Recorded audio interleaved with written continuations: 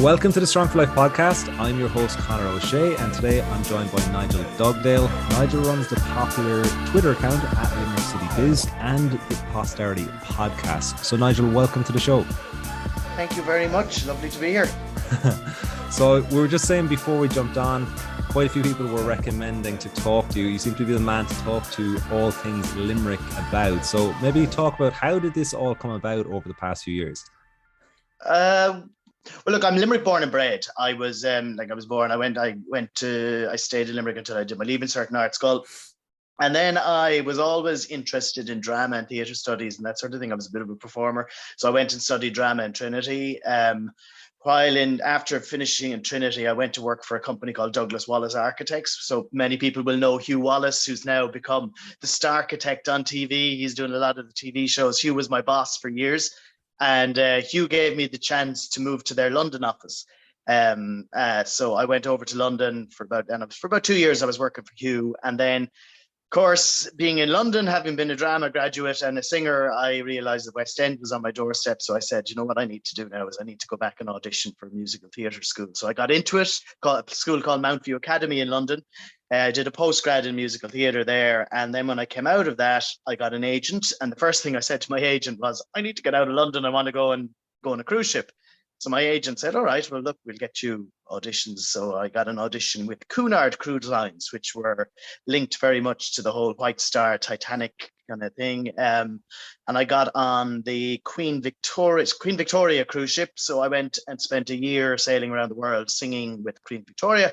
And when I got off that ship in Southampton, literally I had a choice. Do I go back to London and start auditioning again? Or do I come home to Limerick? And for some reason, home was calling me. Came home in the middle of the recession around 2009. What year was that, Nigel? I think that was about 2009, was when I came back.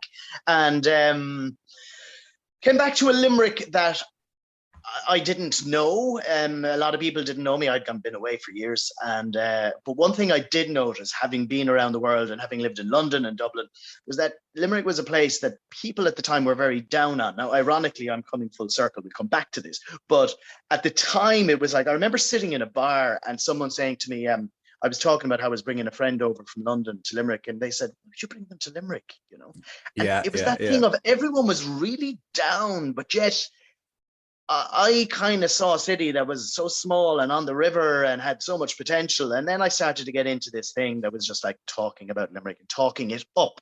Now, at the time, we were at a thing where we were coming out of the problems of gangland stuff, and we were coming out of we were in a recession, of course.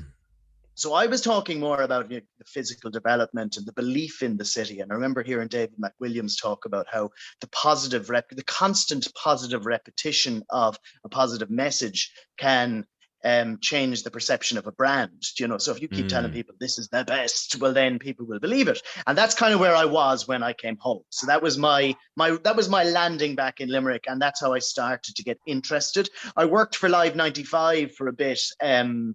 Doing a little bit of news reading and producing. And I think that got me really interested in the political side. I started to learn who was who and who was saying what and how things were going. And that really started me on my journey over the last 10 years of kind of being passionate about the city. I think I'd have to just tell listeners that, when I talk about the city a lot on social media, like I treat my city as, from the Strand Hotel development up to Wickham Street, where the station is. And then from Kings Island all the way up to Bobby Burns pub, maybe. That's my city. And I'm an urbanist, I think. I'm passionate about people, young people, retired people living in a city. And in order for that to happen, what do we need to get right in Limerick City to generate a new city, a city that's full of people and full of life and vibrancy, and not just treating it like either a retail centre or a centre for cars to come in and buy a bag of coal, as someone said recently. So that's kind of where I am. Yeah, it's funny what you said about the whole approach or general response about Limerick. It's like, if someone's coming to visit Ireland, well, you go to obviously Dublin, Galway, maybe Cork, the West Coast, but like, why would you bring someone to Limerick? It doesn't make any sense at all. And it's just that kind of attitude, I guess. So it's really nice that you're changing that. And I was just saying it to you before we went live about, like, I've been overseas for 8 years, lived in Asia for 2 years, then Australia for the last 6 years. And Melbourne is a massive city. There's 5 million people there. I spend most of my time in Melbourne. And what would happen is you'd have kind of industrial working class suburbs, and they get gentrified. They're kind of a bit, sketchy still, but like all of the nice cafes, bars, restaurants start moving in there. The artists are there as well. And when I came home now, I'm home like 12 weeks. That's the kind of vibe I'm getting in Limerick now. It's still got some development to happen, but it's definitely changing a lot versus like 2013 when I left. There wasn't really much going on. It was still very Yeah, and much it's like coming out of interesting. the Like, I mean, recession. Yeah. you use the word gentrification, and I kind of tried to be very careful about that word, because Limerick traditionally has been a working class city, particularly the city centre. And then you had the four regeneration communities that just surrounded it. Mm-hmm. What we've tended to do, I remember when we moved back, when I moved back to Limerick, we were talking about this donut effect, but the donut effect was talked at the time in terms of retail. So you had a lot of shopping centres opening up, like the Crescent had been there, it growing massively. And then you had other, Parkway Retail Park, etc., etc. So donut effect was spoken of in terms of retail. And I've noticed of late that what was happening also was that we had a residential donut effect, where the nice plush suburban residential areas that's where all the development was happening. So we were getting a sprawling city, and we were then dealing with a city centre that wasn't really changing much at all. And I think my experience when I used to work with the Chamber of Commerce a bit and the Business Association, and I remember everything was about retail and job creation, but nothing was ever spoken of about living. And, all the cities that I've ever been in, particularly I've been to Berlin recently, Belfast and of late, you get a young, vibrant, young population who are sowing their wild oats. They're aged between 20 and 40. They're not really thinking of marriage yet. They're looking to, go to work, and then they want to have a few pints. They want to be able to really enjoy an urban living. And then when maybe they settle down and marry, then the suburbs can cater for them. But when they get to 65 and retire, they should be also people who decide, I want to go back into town and I want to just play golf, but I want to be able to have my few pints and walk the river or do whatever. Mm-hmm. So, but what we have is we have a city where I think the zeitgeist and the mentality is you live in the suburbs, and maybe you come into the milk market on a Saturday morning and get seen, and then you bugger off again. But people that live in town really are kind of, why would you live in the city centre? And I shared a picture recently of the Strand Hotel development that is one of the few that I think caters for people, professionals of a certain, income that can live. And they're looking at the River Shannon. They're waking up every morning to sunrise in the most beautiful location. And yet we have very few of these. And I had an experience recently where I was doing something that required me to visit a lot of inner city residential developments. And what I saw frightened me a little bit, because the quality and the standard of rental properties within the city centre are pretty run down and substandard for me. So I'm talking now, if you were trying to attract a Google employee who might remote work and come down on a salary of 100 grand, there's very few of those places.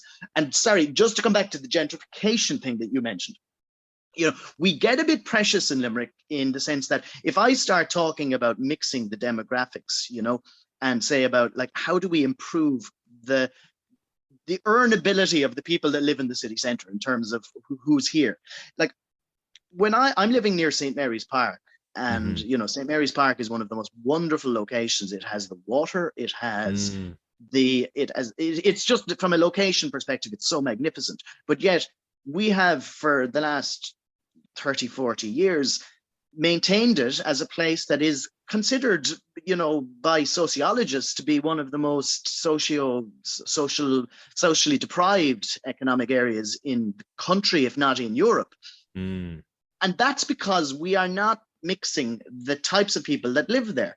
And I kind of go, if I was living in St. Mary's Park and bringing up my kids, or if I had kids, and I knew that the only groups of people that we were going to be surrounded with were people that didn't work for generations, etc., etc.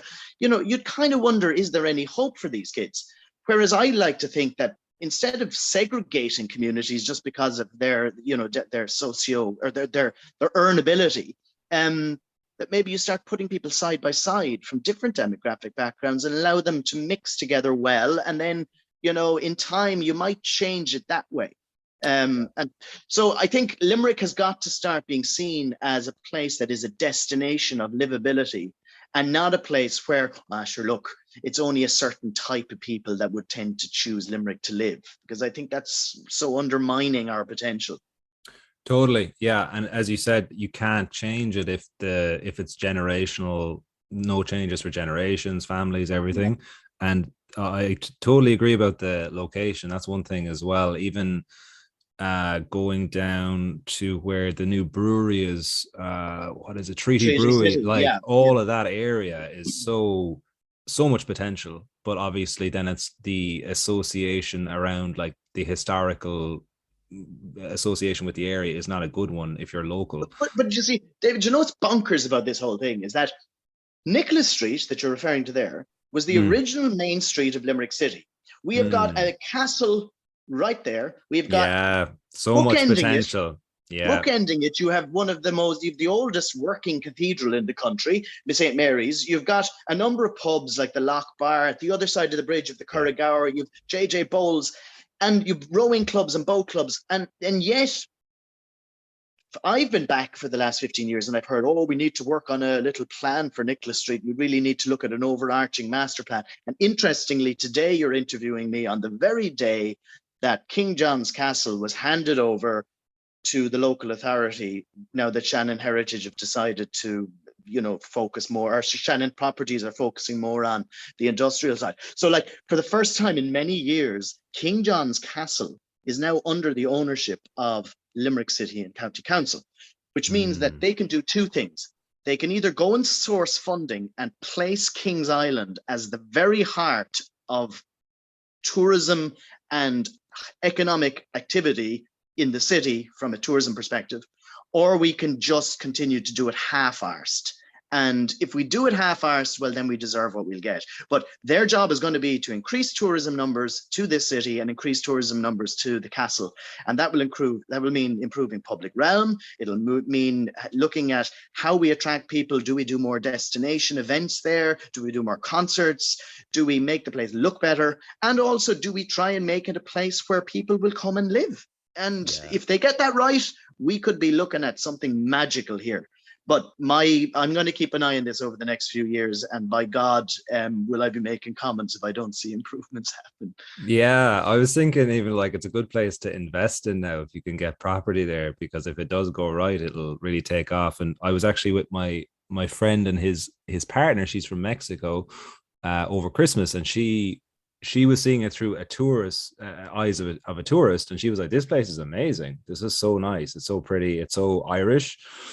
And that made me actually look at it quite differently as well. But as you said, like it's close to the water, you've got the cathedral, King John's Castle, and it just has so much potential to actually attract a different type of demographic as well, I think. So it'll be interesting to see what happens over the next few years with that as well. Watch this space, yeah.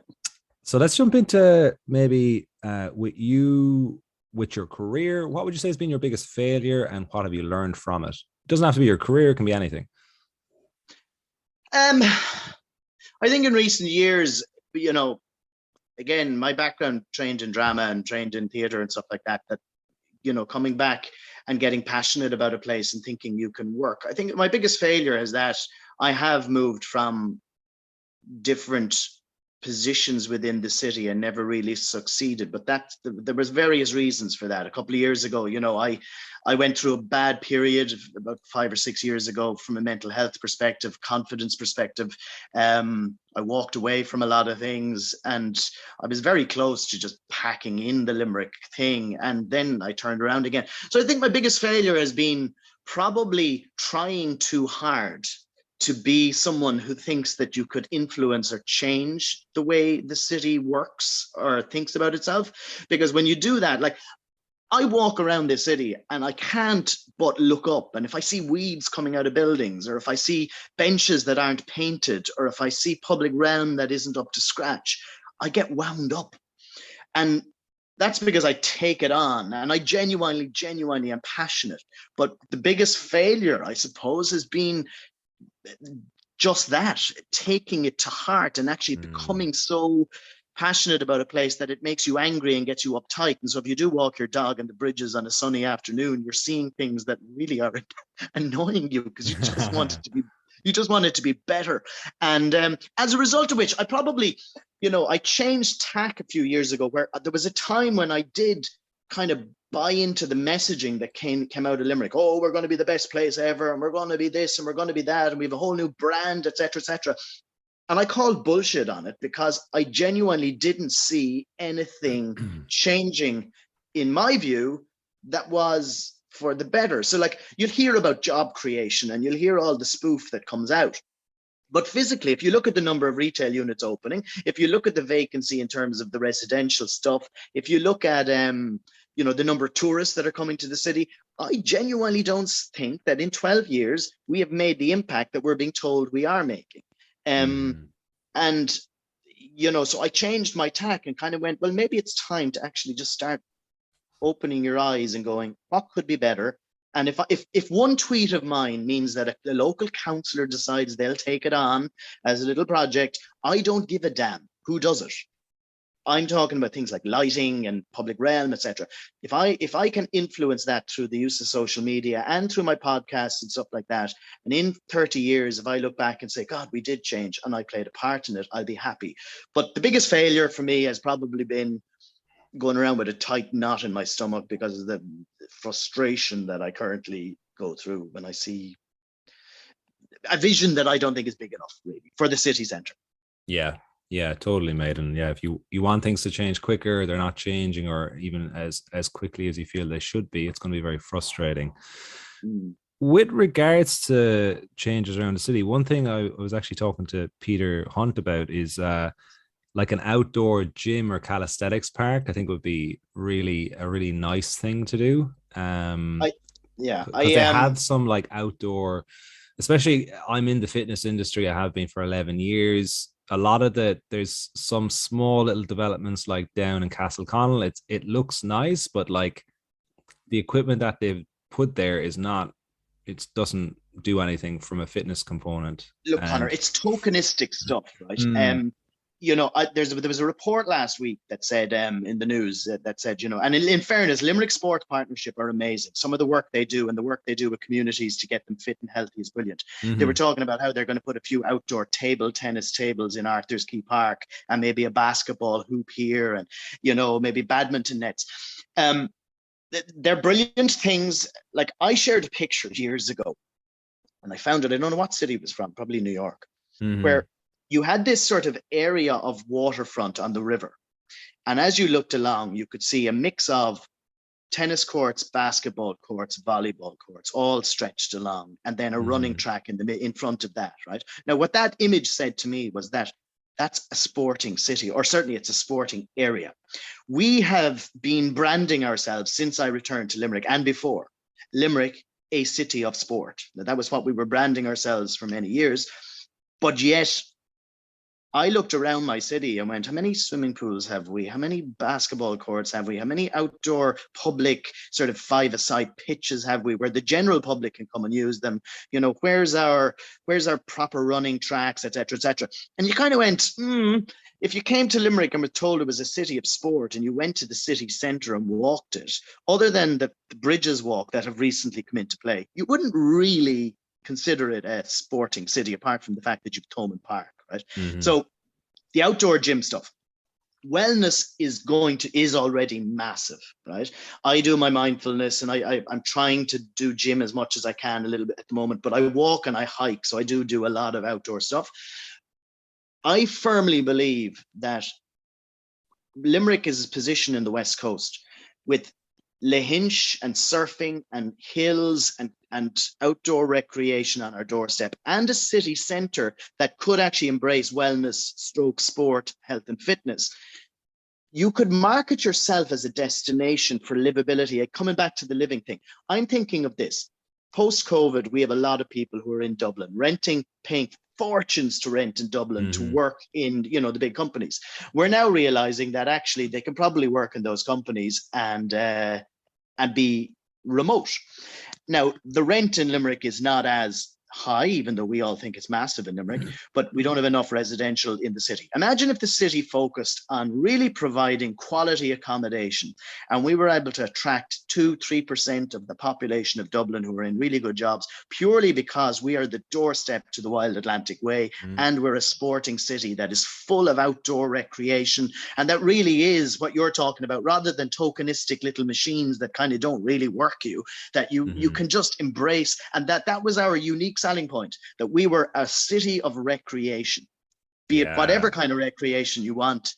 Suddenly that becomes interesting because now someone's going to be willing to come down. They have the spending power because they're earning the bucks from Dublin, and we're attracting a new population that really could change the city. And that excites me. So yes, the answer is we've already been branding ourselves as a sporting city. Now let's go a step further and become one. Yeah, I love it. I love the passion, man. I'm getting excited listening to you. Well, yeah. Oh God. So let's maybe sometimes my ideas sometimes I throw them out, and some people say to me, well, you know, go and make it happen. Well, I don't have the wherewithal to make it happen, but what I am is someone who would hope that someone else can make it happen. And if I can play my part, brilliant, you know? Yeah, totally. And I completely agree with you about accessibility. Like West Clare is absolutely phenomenal. It's world class. You can surf all year. You know, I was down in Lahinch in January. The place was packed, even though it was cold in the middle of winter. And then West Clare is very, you know, a place like Ennistimon now is really great cafes, everything as well. So like Limerick will give you everything from a livability but standpoint. Remember as well, you know, I often hear this about, you know, we're on the doorstep of the you know, Clare and the surfing, but you're also on the doorstep of the Ballyhowras that are in Limerick. Yeah. And you're in the doorstep of mountaineering and mountain climbing and hiking and, you know, things that are, remember, you've Killaloo, which is half an hour down the road. You've got boating and recreation on lakes. And even in the city itself, fishing, golf, you know, rugby. There's so much energy that we have here. And I just think, but do you know what it was like? I described it to someone once where you kind of could talk about how, you know, when you have a jigsaw, you have a 500-piece jigsaw, and if you didn't know the image, right, but you knew that all the pieces, all of these little shapes and colors, when you put them together, they're going to create a picture, and the picture will be beautiful in the end. But there's a frustration in putting it together because you need to know how to join them together. When you do it, then it all comes. And I think that's kind of where we are. We have a load of lovely little pieces, and we've probably got the right thoughts behind those pieces, but joining them together is the big challenge. Do you have any cities in Europe that you can model on, like, okay, roughly same size, same history as Limerick, and now it's at this place where it would be awesome to bring Limerick? I was reading a little bit about a town called Freiburg the other day. Germany, is it? Yeah, and there's, like, I do my research. I hate the idea, and it did start to creep in a few years ago, where we were all going, you know, think about places like Berlin, and think about, you know, Barcelona, and sometimes that freaks people out because, you know, you are talking about cities with millions of people living. It's not fair to compare Limerick to that as well. Like it's However, like saying, oh, you don't have that in Melbourne. Melbourne's 5 million people. You can't compare Limerick to Melbourne. It's just not fair. Well, but having said that, I was in Berlin not so long ago, and even Belfast. I'll come back to Belfast in a minute, but I was in Berlin and I walked around, and of course you've got a massive city with a historic city, but I stayed down near where the Berlin Wall remains are. It was kind of down in the arty section. And what you had a really kind of semi-rundown part of Berlin that would have been part of old East Berlin and stuff. But what's happening is that all these young, really interesting professionals are living side by side by total and utter hippies who are real arty people. they're all able to get by. And yeah, some of them you could see the difference in, you could definitely see who was earning more money. Let's put it like that. However, they live Although side by not side. always, not always. You see someone and Yeah, I suppose they maybe don't I'm look judgmental like here. Yeah. complete hipster, and they're living in like multi-million-dollar apartment and are absolutely loaded. So Well, there you go. it is hard sometimes. I think what I saw from Berlin, what excited me was the thing that, you can have a place uh, where the more interesting locations in Berlin was where the interesting people were attracted to come and live.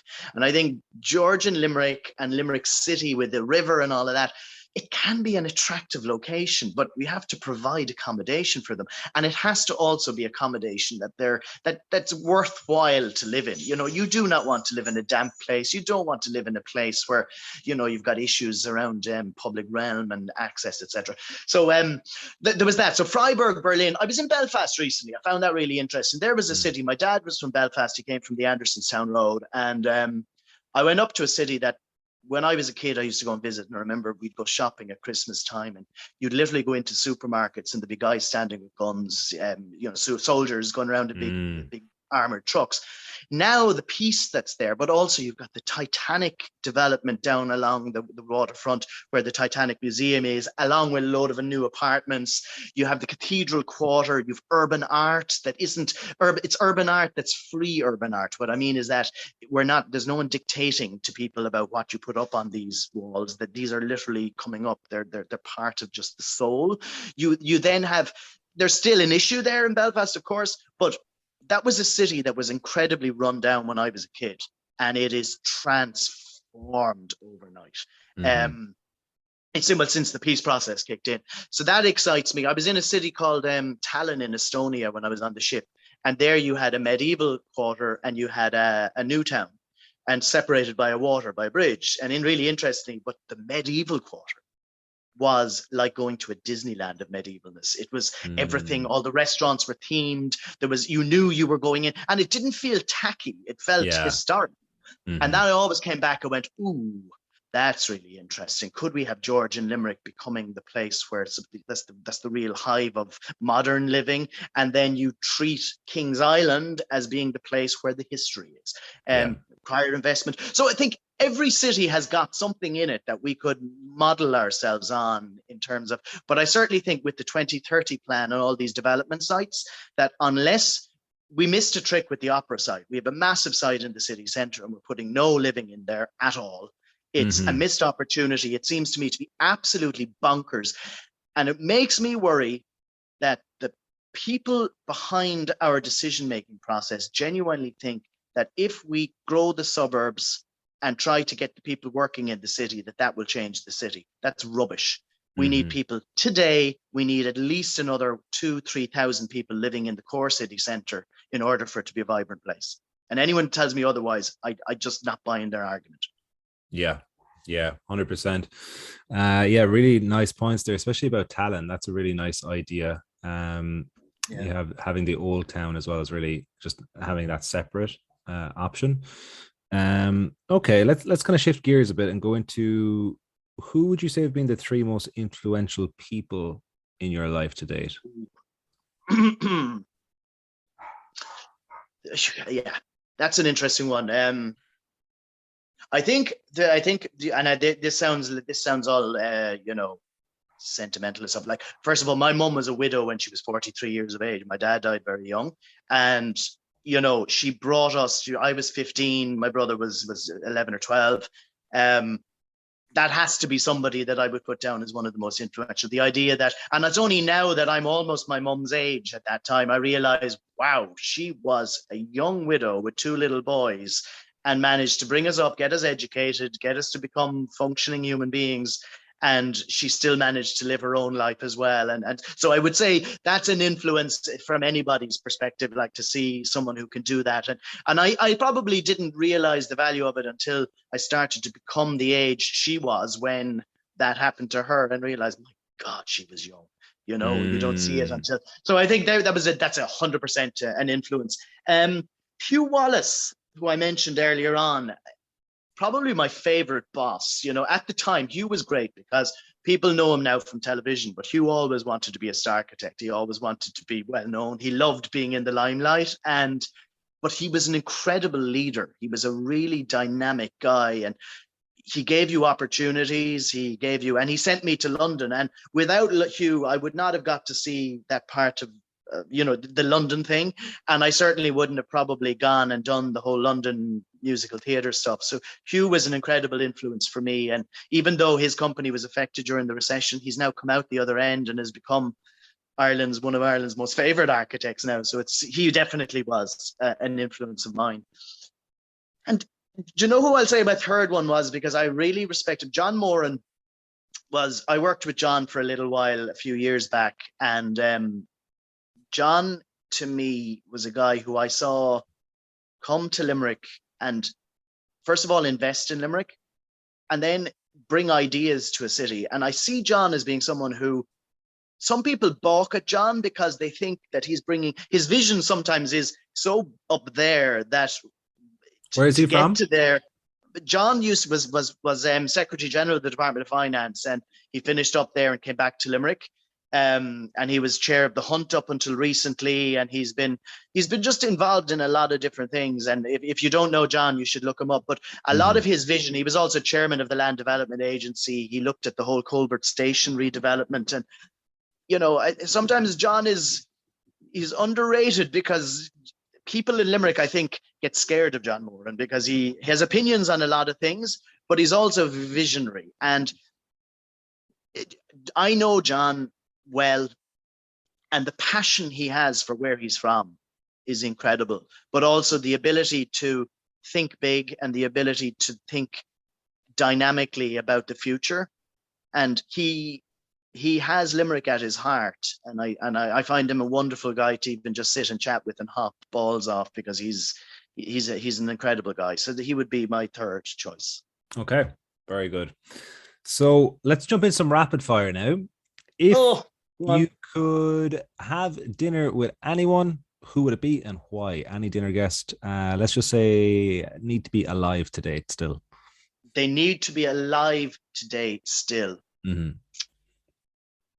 Do you know, I love it, and it's silly. David McWilliams, I've been listening to him a lot, and I hate these sort of questions where you say, "Oh, I'd love to go with Elvis Presley," or David McWilliams. Yeah. I love listening to his podcasts. There'd be times when I listen to the podcast and going walking around the river, and I just go, "Yes, or I'd like to know more about that." And he's always struck me as being a guy who's just incredibly bright but down to earth. And he even ran a festival a couple of years ago during COVID, where it was a literary festival. He's involved in a book festival, the Dalkey Book Festival, and because they couldn't do it in public, he chose one of the Martello Towers in Dalkey and released this promotional video. And I was going, the guy is a genius. He's just like, he's able to make anything look, he really strikes me as someone that would be a good dinner table guest, certainly with others around as well to hop a ball up. But yeah, David McWilliams came to my head the minute you asked that question. So sounds boring to some maybe, but I'd like him. Yeah. Thank you. Very good. For what are you most grateful for? My dog. And I'll tell you why. A couple of years back when I wasn't in the best of form and I was down the dumps and I was going through a hard time, I started to take to the hills, and the dog loved the hills. So I started to love taking the dog to the hills. And I found that the way I fixed myself was hiking, going up the hills, going out the canals, going around. So that dog is, he's 7. He's sitting beside me now with his head on my leg. And that dog changed my life. And so I'm grateful for that dog. Yeah. What's your dog's name? Sammy Schnauzer. Yeah. Sammy Schnauzer. Yeah, Schnauzers are beautiful dogs. If you could wake up tomorrow with a special ability, what would it be and why? If I was to wake up in the morning with a special ability, how do you mean? Are you talking superpowers now, or are you talking? Probably mind control, so you could tell everyone to do what you want with Limerick. Yeah.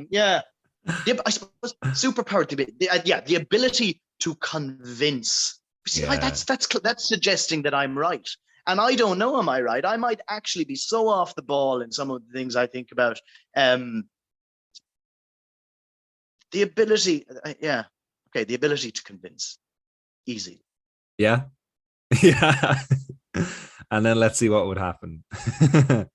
See what happens then. It's either going to be amazing or a complete disaster. One But or isn't the that other. what failure is about? Like realizing, Exactly. okay, we tried something different. Yeah. Yeah. Sorry. Well, everything you're saying is very rational, just to be from my opinion anyway. It all makes a lot Thank of you. sense. What would you say has been your greatest accomplishment to date, and why? Okay, my greatest accomplishment, and I have to say it, when I went down to, as I said to you earlier on, that little phase I went through where I was in a bad space and all that, I lost confidence, lost the ability, and now I'm realizing, hang on a second, I came back to Limerick 11, 12 years ago, and no one knew me. And 12 years later, I have a fair whack of followers on Twitter who follow me for a reason.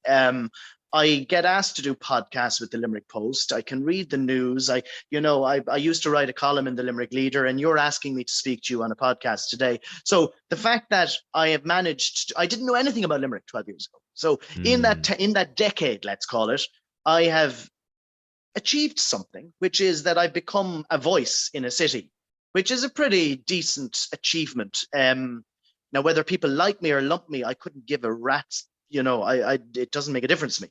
But the fact that some listen is an achievement, and I think that I will continue. I'd like to think that when I'm 70 and in some nursing home that I hope we've developed properly for the future, that I'll sit there and go, I made a difference, or in some way. Yeah, yeah, for sure.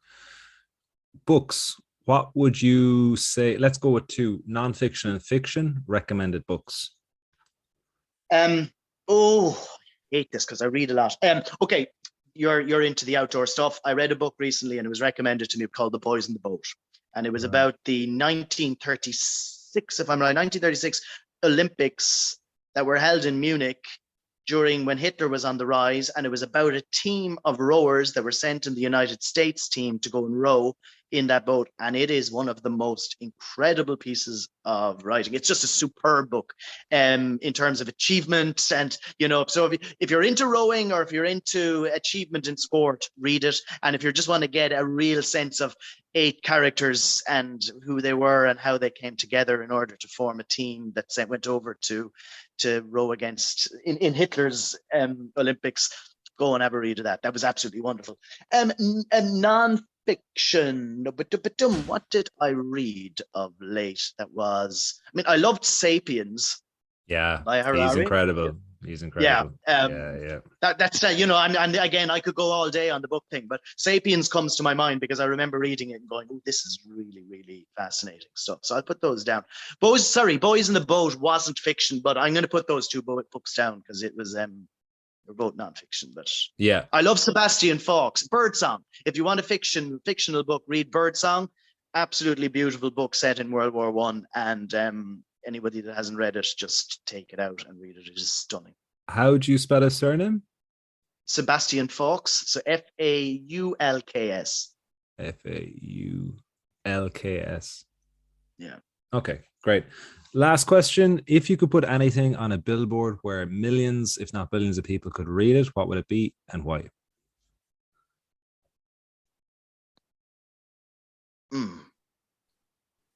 Where billions could read it. That's a tough one, isn't it? What could I put on a billboard? And you say, I'd love to just put visit Limerick, but that's not, this is going to make everyone's life in the world better. No, I'll tell you the problem. That's good. Yeah. So sorry, did you say that's going to make everyone's life better?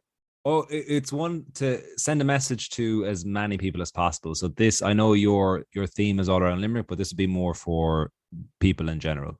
What have I learned that would?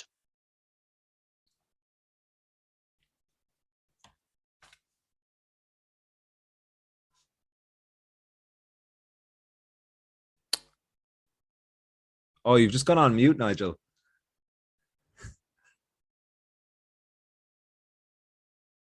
It's a very dramatic pause there. There was it. Can you hear me now? Yeah, I can hear you. I had an incoming phone call, and for some reason I'm using Zoom on my phone. So whenever I have a phone call, it just decides. So what would I put on the billboard? I would put never worry about what other people think of you. because that's something I've learned. It's just, if you can believe and trust and follow your instinct and follow your goals. But it's that line was said to me once, and it struck a bell, because I think a lot of us actually go around with this imposter syndrome in everything we do. And it's very hard to have courage in your conviction, no matter who you are. And I've met people who are incredibly bright who struggle with that as well. And for me, it was like learning this thing of, I'm someone with opinions, right? And, people do this in newspapers all the time. They put their opinions out there, and opinions will always be something that can cause arguments, and not everyone has to believe in you. But if you firmly believe in something, you'll always have other people who come back and try to undermine you or get jealous of you or try to knock you. But if you can try to believe in yourself and don't listen or don't take on what other people think of you, you can kind of become, I suppose, a healthier and more happy human being. Yeah, that's such good advice. And I think it's very difficult to achieve anything if you're constantly worried about what other people will think as well. So I think that's a really nice way to end today's podcast. Where can we send people? To every public consultation submission that comes into Limerick. That's what you can do. You can get every human being that listens to this to try and take an interest in what the city does. Look, from my perspective, follow me on social media, follow me on my podcasts, suggest people you'd like me to talk to, because a bit like you, I love conversation. And by the way, this is all oral history, hopefully these things will exist in years to come. A bit like the census that was coming out recently, you got to fill in this little box. People will listen back to this stuff, and it's all documentation. So, when I am 70, and if we get it wrong, at least I'll be able to pull these bloody things out and say, wasn't I the one who said that? And, maybe that'll give me some solace as I go to my grave. But, even just listen to this back in 5 years, the things you're talking about today, and then being like, did this happen? Is it in place? Is it better? Is it worse? It's interesting because I know we're finishing up, but I wrote a Limerick Leader column years ago, and I often try and go back and look at those for the 2 or 3 years that I was writing. And every week was an idea or was an opinion or something. And quite often I look back in it now and I go, we still haven't really got there. And I was calling it, and so sometimes to have this stuff documented is really important, because it is a reference back to, but the problem we have, and I'll finish on this, is that we can't always be looking back in 10 years saying, didn't we say it? And why didn't we get this done? I think people in general in Limerick, young, middle-aged and old, need to get more interested in how we are shaping the future of our city, because the children born in our city today, they're either going to be fat, unhealthy kids, or they're going to be happy, healthy kids living in places where living in a city they don't want to leave. And we won't have that brain drain we've had for years. So if we can be sowing the seeds for a city that keeps our population living here because they're proud of where they're from, and not deciding that the Silicon Valley or other places are where they really can sow their oats. So I think it's not just about giving out about the council. It's actually about shaping the future in a positive way. Very well said. And I think that's a great way to end today's show. So again, thank you for taking time out of your evening, mate, and really nice to connect with you. Thank you very much. Lovely to speak, Chick.